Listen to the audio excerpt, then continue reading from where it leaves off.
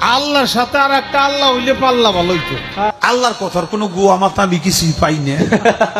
মাথা কোনটা গোয়া কোনটা এটা আমি পাই না। আল্লাহকে অবমাননা করে বাউল শিল্পী আবুল সরকার এখন কারাগারে। অনেকে জানে না কি এমন কথা বলেছেন যার কারণে বাউলের সম্রাট আবুল সরকারকে পুলিশ গ্রেফতার করেছে। জানা গেছে আবুল সরকারের বিরুদ্ধে করা মামলায় অভিযোগ করা হয়েছে তিনি ইসলাম ধর্মের বিশ্বাসের অবমাননা করে এবং ধর্মীয় অনুভূতিতে আঘাত করার উদ্দেশ্যে কটূক্তি করে অবমাননামূলক অট্টহাসি দিয়ে সাম্প্রদায়িক দাঙ্গা সৃষ্টি করার উদ্দেশ্যে উস্কানি দেওয়ার অপরাধ করেছেন।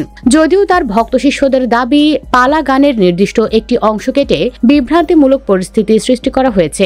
ঘটনা শুরু গত 14 নভেম্বর মানিকগঞ্জের ঘিওর উপজেলার জাবরা এলাকায় একটি পালা গানের আসরে সঙ্গীত পরিবেশন করেন আবুল সরকার। সেই পরিবেশনার কিছু অংশের ভিডিও সামাজিক মাধ্যমে ছড়িয়ে পড়ে, যেখানে তিনি মহান আল্লাহ তাআলাকে নিয়ে অশালীন কটূক্তি করেন বলে অভিযোগ তুলে মানববন্ধন করেছে এলাকার আলেম ওলামা ও তৌহিদি জনতা।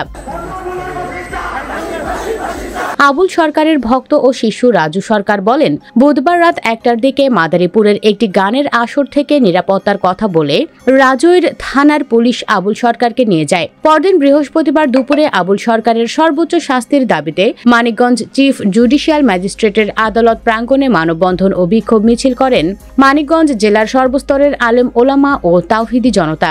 এ সময় সেখানে উপস্থিত কয়েকজনের হাতে আবুল বয়াতির ফাঁসি চাই লেখা কাগজও ধরে থাকতে দেখা যায়। এই সময় আবুল সরকারের পক্ষে বাউলরা এবং তৌহিদি জনতার ব্যানারে যারা এসেছিল তাদের মধ্যে সংঘর্ষে অনেকে আহত হয়। আবুল সরকারের গ্রেফতারের বিষয়ে বিশিষ্টজনেরা বলছেন, অন্তর্বর্তী সরকারের সময়ে মাজার ভাঙা, গানের আয়োজন বন্ধ করা সহ সাধনার ধারার সাথে যুক্ত শিল্পীদের বিরুদ্ধে ঘটা এসব ঘটনা কোনোভাবেই গ্রহণযোগ্য না। ক্ষমতাচ্যুত শেখ হাসিনার সরকার থাকাকালীন শিল্প সংস্কৃতির সাথে যুক্ত ব্যক্তিদের দমন পীড়নের যে চর্চা দেখা গেছে, জুলাই গণঅভ্যুত্থানের পরও সেই ধারাবাহিকতা চলমান আছে বলেও মন্তব্য করেছেন তারা।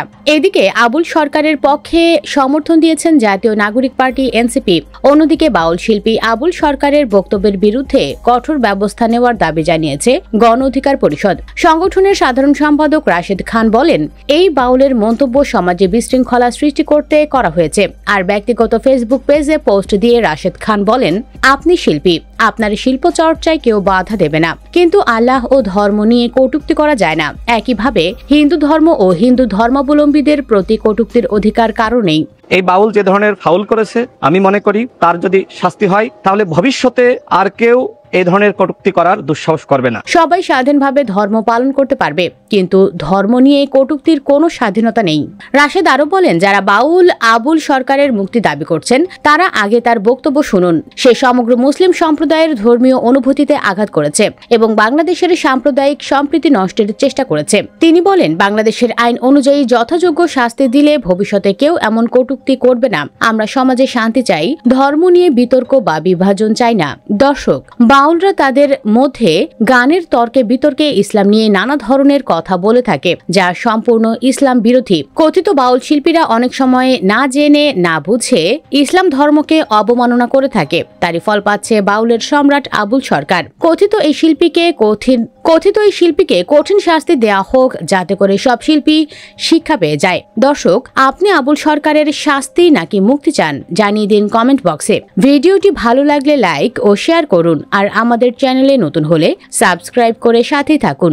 ধন্যবাদ।